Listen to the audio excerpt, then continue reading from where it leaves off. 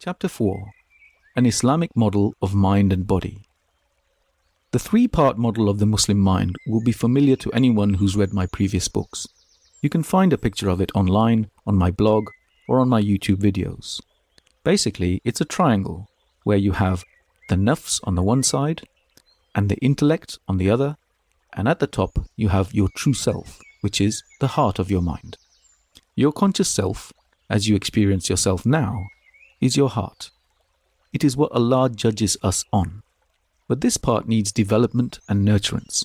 Without it, we are more basic creatures, dominated by the nafs, which tends to overpower the intellect or turn it towards its own ends.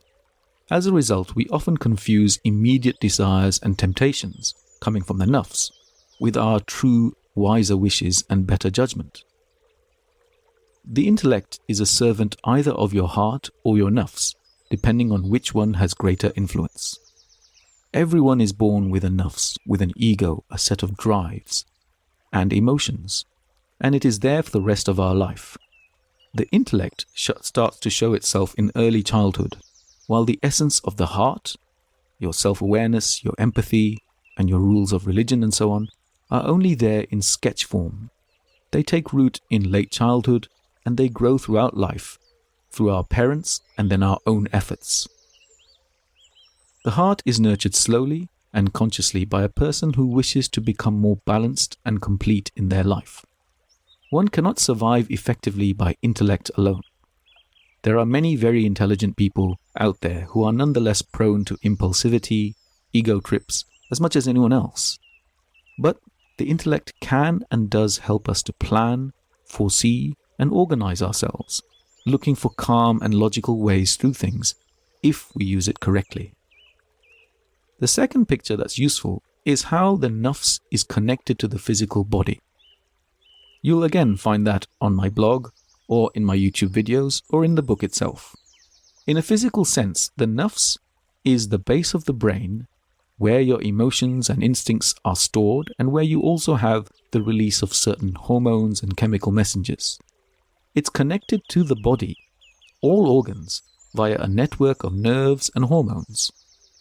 This is important to know because when we look closely, we will see how so much of the body deals with food, reacts to hunger, and reacts to temptation and other emotions. And this is made clear when we map these connections out and how they refer back to the nafs. So, where you feel hunger, anxiety, or satisfaction, or even your sleep-wake cycle, that all happens at the base of the brain where the nafs is located. It also has a method for detecting your sugar levels and a center which tells your pancreas to make insulin in response to your high blood sugar level. The nafs controls the heart rate, speeding it up when you get more emotional, along with the breathing rate. And it's connected to the gut. Digestion and fullness signals are all transmitted by stretch receptors in the stomach and by other receptors which pick up on things like fats and proteins, and these signal back to the base of the brain to indicate that you're full. The nafs makes general signals to the body to either build itself up or break itself down, and it does so via hormones. The most principal of these is insulin, and we'll understand this more.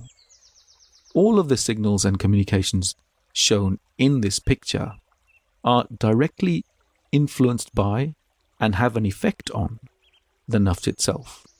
It's a two-way connection, with the body and the mind exchanging signals with each other in a way that's intended to create a finely balanced system which regulates itself. End of chapter.